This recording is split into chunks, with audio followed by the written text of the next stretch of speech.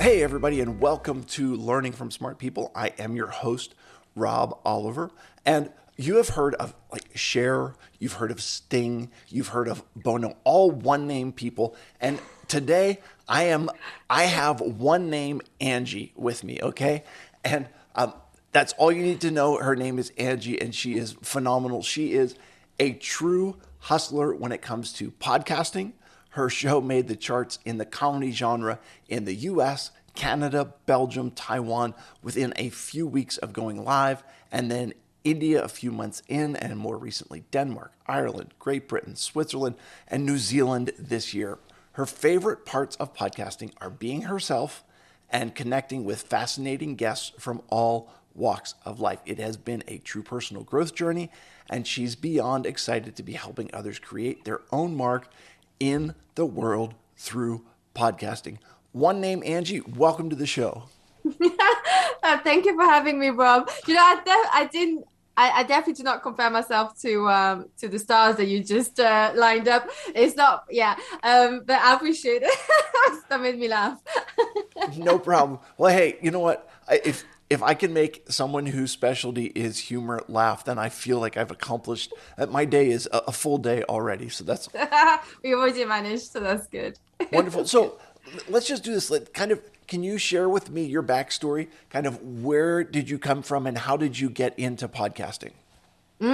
So where I come from, I grew up in Belgium, and so now I live in the UK. But I grew up in Belgium and half Danish, half Algerian. So there's a bit of a mix that going on. But how I got into podcasting is that I think this is now in 2018, I believe. It was just a bit of a one of those years, when everything just happens and it's like, oh my God, like when am I going to learn from my mistakes? Um and it was a Sunday morning. I remember it was in December. It was like a gray London, type of day, and went to morning to brush my teeth, and I look at myself in the mirror, and I these words just came out. I know I'm not allowed to swear because it's good people here on your show. So, but I literally just bursted out.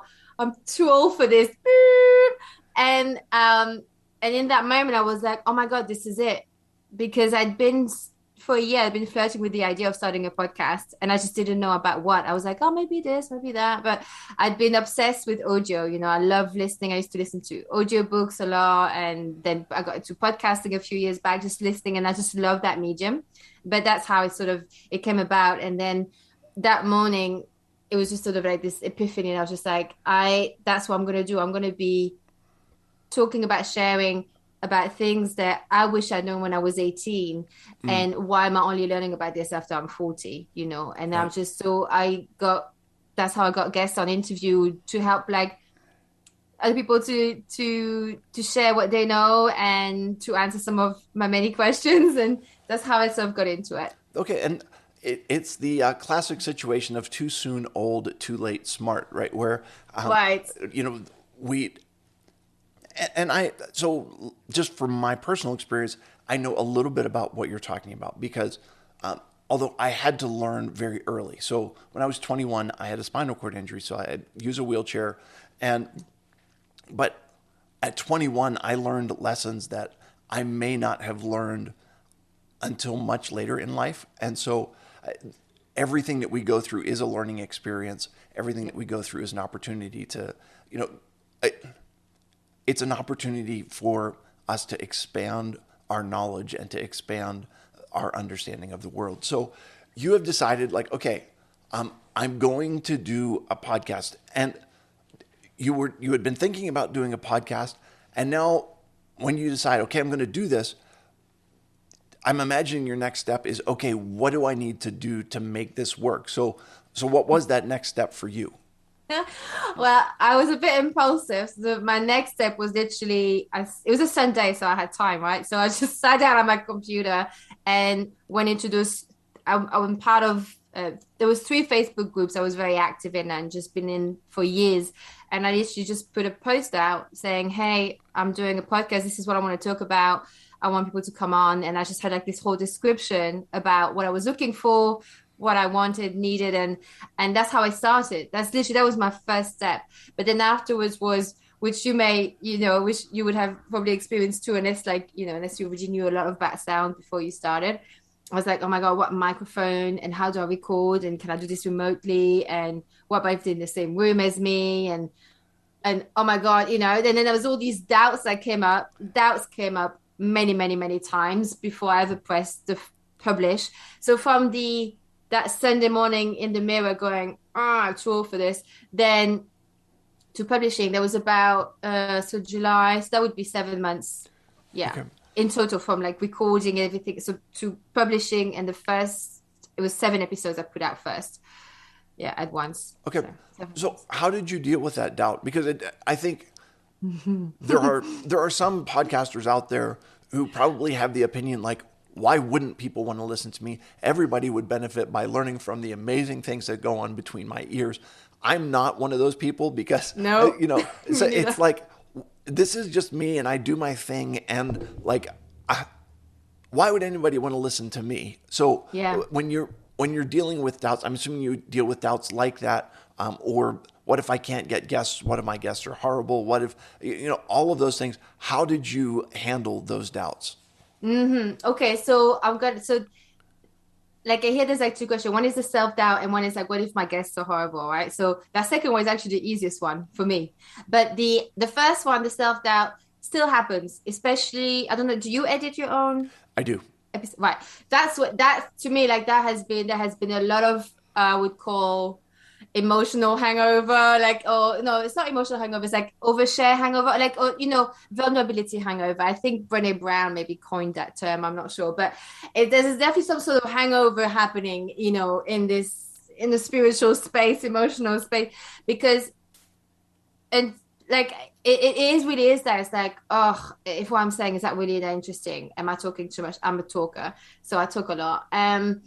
There's a lot of things, but at some point it was just like it's sort of to cut through that noise. And I'm the kind of person who definitely would have self-doubt come up, but it's like learning to just cut through and go, wait, this is not about me. Yeah, maybe I definitely sounded ridiculous, because I don't mind being the bottom of the joke and I like to say that. However, it's very different from publishing it and broadcasting that. When I say broadcasting, now broadcasting is this podcast, right? So there's a big difference, but it's basically just really having clear, like is finding clear lines as to what I'm happy to share, what I'm not happy to share, and where is that line?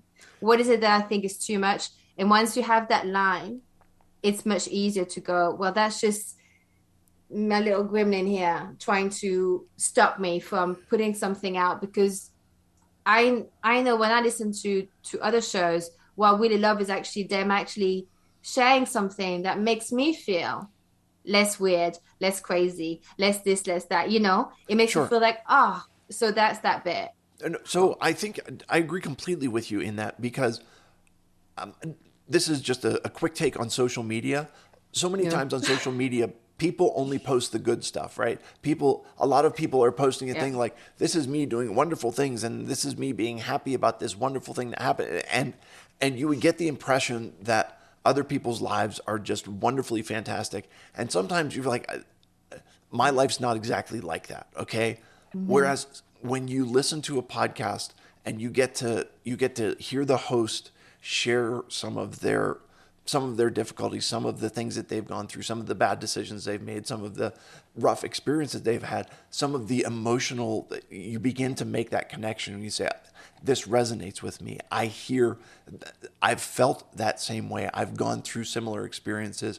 And in that way, I think we talked about this. It was in your description, okay?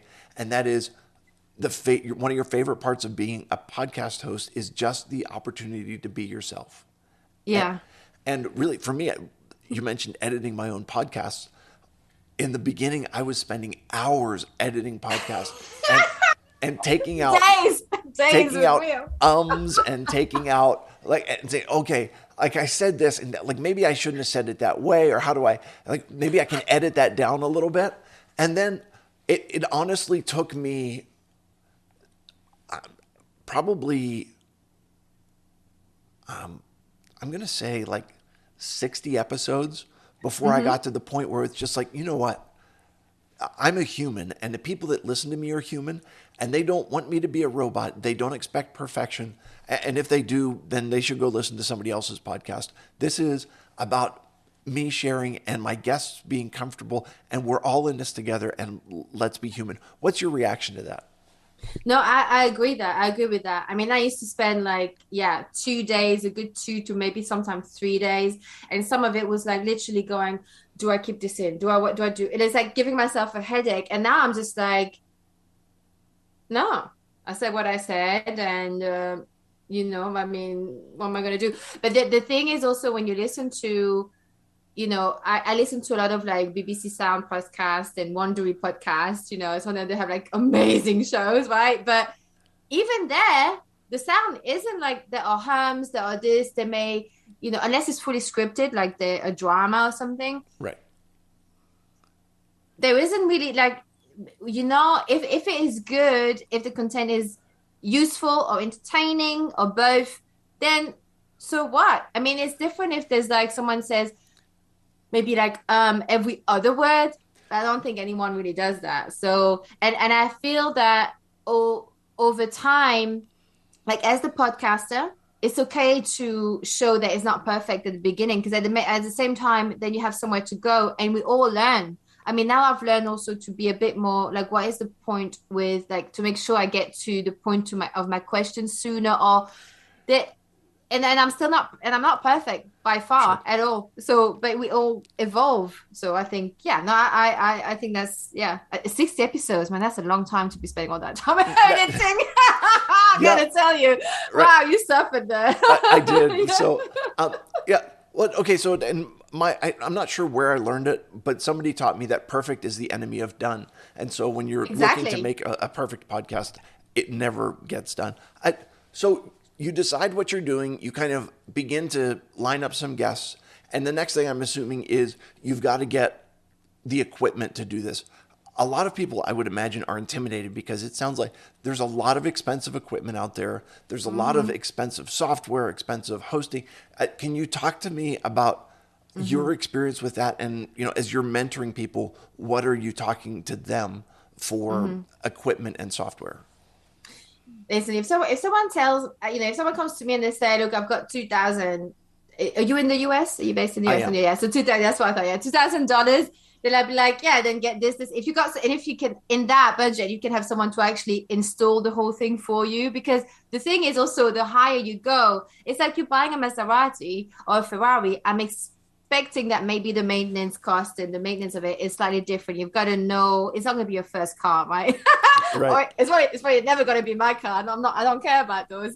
So, but so yeah, so my philosophy is that I teach people how to bootstrap it. Like I didn't spend more than $100 on my equipment, and I'm still using the same thing, by the way. Sure. Still using the same. Is as long as you know how to use it. And so like I mean, do you want me to tell you what equipment I Yeah, have, or I'd love to hear it. yeah. So so the microphone I'm using is the Blue Snowball. That was under £50, which would be like, I did have my currency up because I knew it was dollars I had to convert, and because in case it changes. So that's yeah, today would be $69 according to Google. Okay. Right? I got my currency thing up. Yeah, so my Blue Snowball, don't get the ice, just get the Blue Snowball. And then I got the scissor arms. Let me see Right. if I move this just 2 seconds. That's Yep. there. And so the scissor arms and the pop filter. So that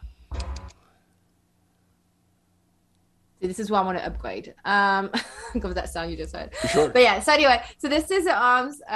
So I hope I didn't mess around with the sound too much for you for afterwards. But yeah, so the scissor arms and the pop filter. And the reason why you have those scissor arms, right, is so that you don't, so the microphone doesn't pick up too many of your, like, tapping on the desk or writing notes or that kind of stuff. So it sort of like filters out the sound mechanically, not actually doing it. But and then the pop filter is to stop those popping sounds. And that I spent like £17, which would be, and they're always on offer. And that was $23, right? And then that's it. And then the rest I already had, which I mean, like the headphones. Right. which most people have. It's always best to have those really like you and I have because it stops that sound from bleeding. And because it has a wire, I can see you like me, old school Sure. wire, right? Because those Bluetooth and wireless ones, they're annoying for the sound afterwards. And so, yeah, so the Blue Snowball, the scissor arms and pop filter, the headphones most of you already have, and if you don't have those fancy ones, just have whichever ones you have. When you're starting out, you don't have to spend too much money because you want to see if you like it. Try and do 7 episodes. That's the magic number. Okay. Many people never go past 7. And then speakers for when I edit. And I literally still use mine, which were like 23 quid on Amazon, and I wish I did buy on Amazon because don't really want to be feeding that big machine. But here we go. So yeah, and those were like those are just simple ones, you know? Sure. And I still use those. And the software is all free. Okay. If you want me to tell you what software I use, Yeah, I I'd can. like tell me about the software you use. So the software I use, first I use Zoom for remote recording, Yep. and that's free. A lot of people think that if it's over now you have to pay, but it's not. If you're one on one, like us two, like this, we could be talking for 6 hours, Right. and they wouldn't be charging you. So that's free. And then if you record just a solo episode on your computer, I use GarageBand, and that's free on the Mac. If you have a Windows, I tell people that Audacity. A lot of people use that. I don't use it because I don't have Windows, but Audacity or Reaper. Reaper is a bit more complex, but Audacity, a lot of people use that as an entry level, and it's the same for editing. Sure. You can record and edit on those softwares as well, so GarageBand and Audacity. And then the other stuff is like the fluff, like to scheduling. So you and I, we had to find a time, the time zone converter, so things like Acuity or Calendly, all of these free scheduling software are great. Email, Google Calendar, that's what I use. Like those things are free. So yeah, so that was that's not $100. Yeah. So No, I understood. So I'm right with you on this that many of the tools that are out there so I'm using Audacity. I'm on a PC. Um, I did step up and I got the Rode Podcaster Pro soundboard, which is phenomenal. I've got the Rode Pod mic, which has the pop filter built right into it. But yeah. again, that my entire initial setup, I think, may have been $700, which wasn't too bad, considering. And Yeah. and I'm now, I am 140 some odd episodes in, and I'm very happy with the sound quality. It's super nice because it records on separate tracks so that Yeah. your voice is on one track, my voice is on another track, and the intro and outro music are on a separate track. So I can easily equalize all of those to make sure that the Do you know that that's the same? Do you know that's the same for me? Like on Zoom, you can also you record on separate track. Okay, Yeah, beautiful. I'll show you that setting after, just in case one day you don't have your Yep, fancy one. But yeah, and then there's definitely like Rode and Shure. So I do also advise on other mics for people who have different budgets. So, but like that was my startup. If people have other budgets, so there's definitely like, and if you want to have a dynamic mic or condenser mic, but that's a little bit more of a complex conversation just yep, to have here. But yeah, you can definitely and the one that you have is definitely a very good company, yep. Um, So yeah, I've actually worked at, I'm do a little bit of what you do in mentoring folks that are doing podcasts, and in there, one of the Rode does the USB NT mic, and that's super nice because they have the proprietary software where you can actually plug multiple mics into the same computer for if you and your guest are in the same room, and it yeah. it does all of the mixing in there for you, recording to separate tracks for separate microphones. Anyway, it's a Yeah, that's good. Yeah, that's really good. but I digress. To get us back on track. As you're mentoring people, what are you telling them? Like when people come to you and they're like, I want to be a podcast host. I want to have my own podcast. Are you like, do you have kind of a checklist for them to say, well, here's kind of let's see if you will make a good podcast host, or let's see if your idea is a viable podcast idea, or how does that work for you? Well, so the main filter I would say is that I think it's important for people to understand that they don't have to have a podcast. There's room for everyone. Like that's something that I really believe in. Um, but you don't, a lot of people think they come, they're like, oh, I need to have a podcast. And it's like, they don't actually listen to podcasts. They're not that interested in audio. They prefer to do video, or they prefer to just do, I don't know, memes. I don't know. You know what I mean? Like Right. they're not into the audio. They don't really want to spend the time, because even if you are at the space, at a place where you can actually delegate all of it, you still need to know what you're doing, and you have to actually spend some time on it, especially when you're starting out. So if people are just like, well, I don't really, not listen to podcasts, but I really want to, look, then that's their decision. But I haven't had anyone like that come to me. So, but if that was the case, I would find it just too difficult as an energy to be working with someone like that, because they're not actually, you have to actually really be, you have to have a burn for it, a passion for it. So I think that if someone has a burning idea for a podcast and they love that medium, the audio, and they absolutely love that, and they have, they have something that they're really passionate about, but they may not yet have narrowed down the concept. We can work on that. Other people already have like the concept, and they just need to know how to get all the steps done.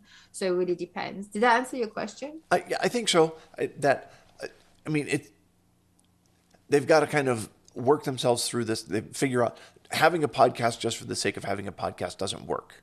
No, it's like saying you should just do marketing on Instagram, but you've never had an Instagram account. You're like, and you're not Right. even into it. It's like you don't have to be everywhere. That's kind of True. the point I'm making. Almost like it's you don't have to be on all social media channels. You don't have to be on all different platforms. You don't have to be. You can if you have the time and the breath for it. Great, but if it's like it's like if you were doing it when you're doing your YouTube channel, but you really didn't like YouTube, don't even like video. Wouldn't that be really hard? Yes. Right? Because Completely. it's a lot of work regardless, it Yep. is work. Yeah. Yep. Uh-huh. Okay. Uh-huh. So, um, you kind of covered this as far as what people should think about if they want to start a podcast.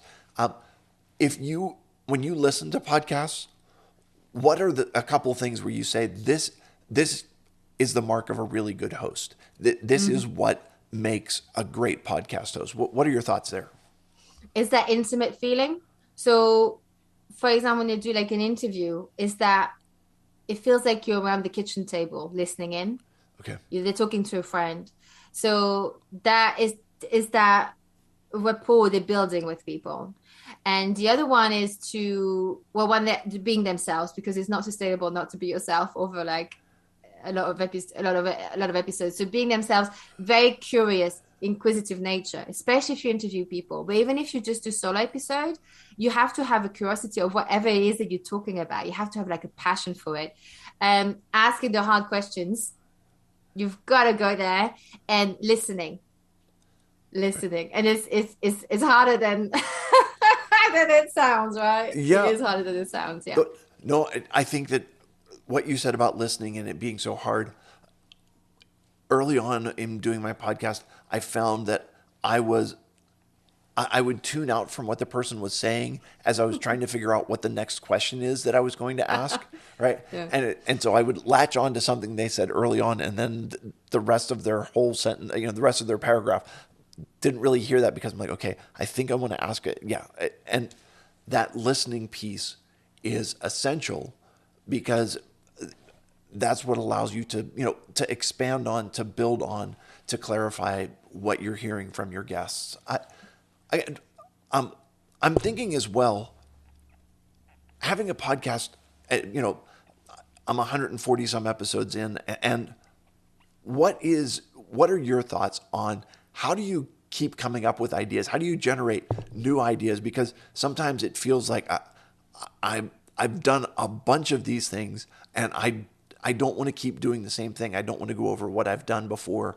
Mm-hmm. How do you do that? Yeah, and that's actually a really good question, because it's true, like especially when you've done quite a few episodes, a lot of the things you sort of grow out of, or you sort of evolve from it, or you feel like it's a bit dated, or you feel.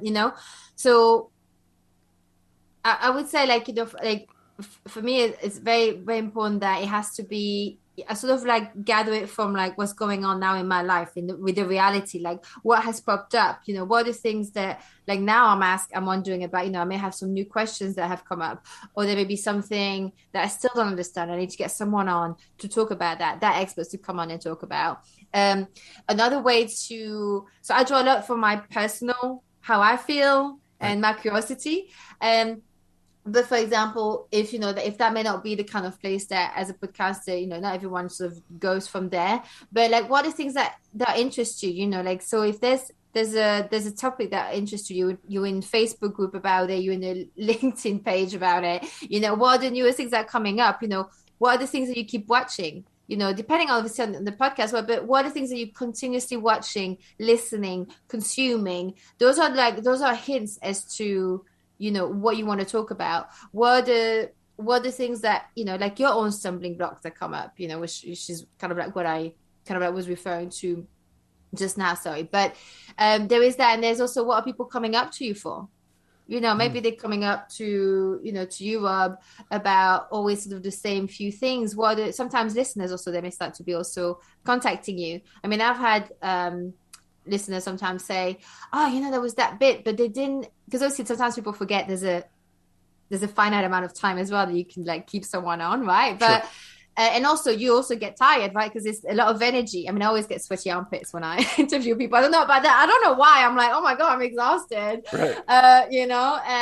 But and they'll be like, oh, there's that bit. Like, I really wondered what do they mean by that? And I'm like, oh, okay, well, let me get that guest back. Sure. There's always going to be signs as to where you get your ideas. Where you can keep like generating new things. Yeah, it's so interesting to hear you say that. In some ways, I was expecting a different answer. Okay, I was expecting an answer to go out to like answer the public, or where you're going to a website that's giving you ideas, and these are the questions that people are asking, and or using Google That's where actually one of the things that I teach to my students. But that's like, when you start to go into, because everyone's slightly different how they come up with things. But that's one way to know. Actually, sorry, I'm lying. That is not what I teach. That's how I help them to how to name their podcast and how to play with SEO. right. Yeah. So if they want to, so sorry, Yep. that's not what I meant. But yeah, No. that's a great website actually. Yeah, and you can do the same thing in Google when you put a phrase into Google and you search down at the bottom of the list. They give you Yeah. people also search for, and it gives you some other topics that are related. So that was the answer that I was expecting, and the answer that you gave me is phenomenal.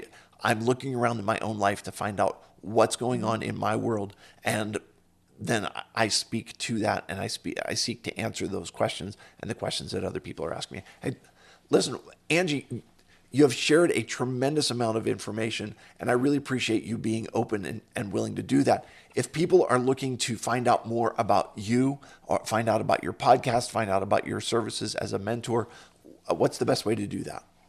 Yeah, so if you're interested in podcasting, I just so the website address for that is learnpodcasting.online. So that's in learn podcasting in one word .online. And if you want to go to my website, it's angie-s.com. And yeah, if you want to go to my podcast, then it's tool for this, boop, and that's spelled SH*T. But yeah, but if you go to learnpodcasting.online or to angie-s.com, then it'll lead you to my podcast as well.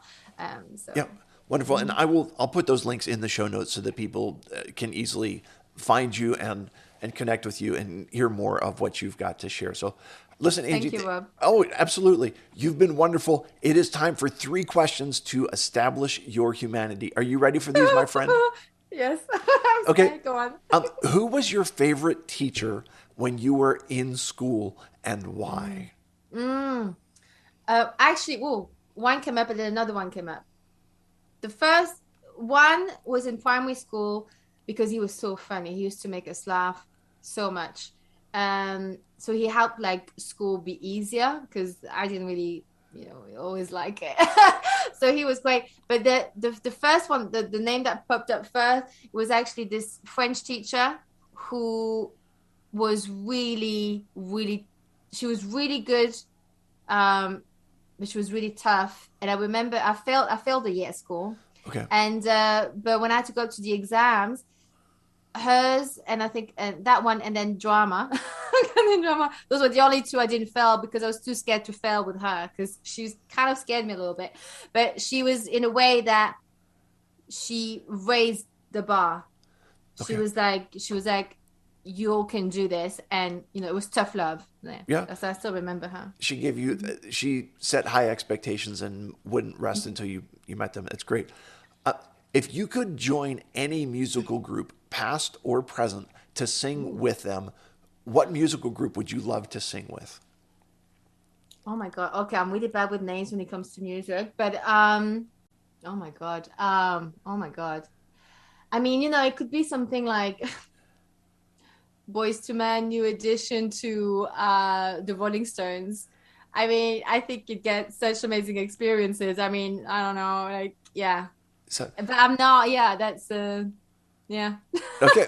No, so, all right. So the fact that like you're going boys to men puts you and me in a very similar age range, which is all good. And Yeah. um, I, and maybe you're a little bit like me as well. That I'm one of the like when something comes on the radio, I like to sing along. It just kind of is. It just makes driving around a little bit more fun. All right. So you said you're originally from Belgium, right? I Okay. grew up there. What is the one food that you miss from Belgium that you just can't get that you can't get it elsewhere that you can say this is something that reminds me of home or something that I enjoyed when I was growing up in Belgium? They make a really good fries, like French fries. I know they call them in English, you say French fries, but the fries they make in Belgium. I mean, yeah, that just like really good fries and really good beer. Okay. Yeah. So up in Canada, they when they're talking about fries or chips or whatever it is that you would like to call them, they do poutine, which is fries with cheese curds on top covered in gravy, which is it's the only way to make something that is entirely unhealthy just two steps more unhealthy. So, More healthy, yeah. but it's delicious and highly Yeah. recommended. So, if I ever end up in Belgium, I will have to try the Their fries. fries, yeah, with mayonnaise. Have mayonnaise. Okay, Yeah, man. Yeah, This wonderful. is that's really Hey, good. listen, one name, Angie, you have been phenomenal. Thank you so much for being here. Folks, check her out. Check out her website. Check out her podcast. And you also, if I'm not mistaken, you had mentioned about if folks go to your, is it on the website that you've got, or on the Learn Podcasting Online, you've got a free download there as well. Am I right in Yeah, that? that's why. Yeah, if you go to learnpodcasting.online, then you'll go into. I'm looking at it now, so I'm directing people correctly. But it's like go to all courses, and now on the left there'll be like the podcasting taster session, and that's free. And I go a little bit more into depth about the equipment, the software, and you get also some swipe files for emails to send out to guests and that kind of stuff. It's beautiful. Thank you very much. It's a very generous thing that you're doing. I You're appreciate it. welcome. You No, bet. thank you, Rob. Hey, listen, Angie, thanks for being here. To all my listeners, thank you. And I will remind you that when you stop learning, you stop living. Have a great day, everybody.